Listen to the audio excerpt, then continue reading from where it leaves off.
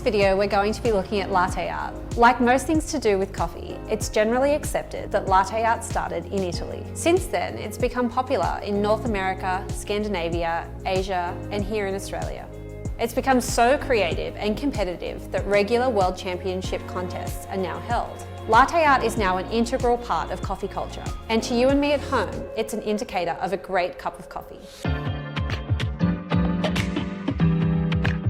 With latte art, it's not just the microfoam milk on top doing all the work. It's the delicate balance of the oils in the espresso, the crema, mixing with the silky texture of the milk. For our customers, the first taste of a coffee is a visual one, so latte art is in many ways a natural progression in coffee making, wanting to serve something beautiful, pleasing to the eye, just like plating with food. Second, it demonstrates the passion and care that's gone into making the coffee. It takes a lot of skill and precision to pour latte art, starting with the freshly pulled espresso. And of course, for the barista, it's a challenge of their creativity. Most cafes these days will have at least a basic level of latte art. This is what you'll need for this section. An espresso machine with a steam wand that has powerful steam, a milk jug, a bowl-shaped cup, fresh espresso with good crema as your base, and fresh milk. Before we start, just a few points about the kind of milk you can use. Alternative milks give you different results. Dairy milk, for example, gives you the best result in terms of microfoam and texture. If you were to use an alternative milk, then oat milk would be my preferred option, as the texture would be closest to dairy. Given espresso can be quite acidic, I would say soy milk is the most challenging to work with. That being said, there are extensive techniques for each type of milk, but that's another story. For today, we'll be using regular cow's milk. To make latte art, you need to start with fresh espresso as your base, with a good crema. The most important step in creating beautiful latte art is perfectly textured microfoam milk. This will look thick, shiny, and silky without any large, obvious bubbles. The amount of microfoam will depend on what type of coffee you're making and your own preferences. But note that too much microfoam and the latte art will be hard to control. Too little will mean there isn't enough to work with. So I'd recommend getting the hang of texturing milk first as a good foundation. Today we're making a heart. First, position your steam wand to one side of the jug. I'm right-handed, so I hold the jug in my left hand and position the wand to the right side of the jug. This will help you create a nice large whirlpool later.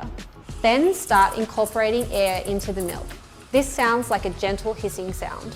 When you see the milk has started to expand, drop the steam wand further and create the whirlpool.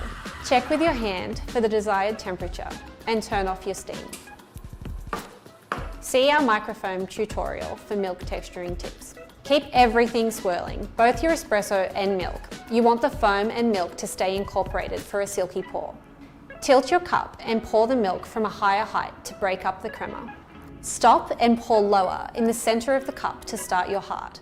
Pouring lower leaves the white trace on the surface, creating the art. Wiggle your wrist, and when the cup is almost full, pull up your jug and slowly draw through the center to create the point of the heart. There are a few different techniques when it comes to latte art. For some baristas, that starts with the milk jug. Some will have jugs just to texture the milk, and they'll decant that into another jug for pouring latte art. Having a preferred jug is all to do with weight, feel, shape, size, and the fluid dynamics as the milk moves through a spout. It's very personal. As for techniques, there's free pouring, where it's all poured out of a jug and whatever comes out is what you have, so a pattern created during the pour.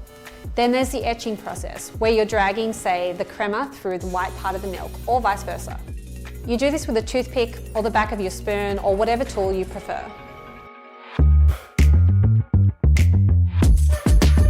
In terms of the types of latte art that can be created, what starts off as basic can soon become more sophisticated and intricate. Here at Besties, the staff like to pour tulips, which are poured to look like a stacked flower, rosettas, which are a detailed leaf shape, and swans, which are the next level.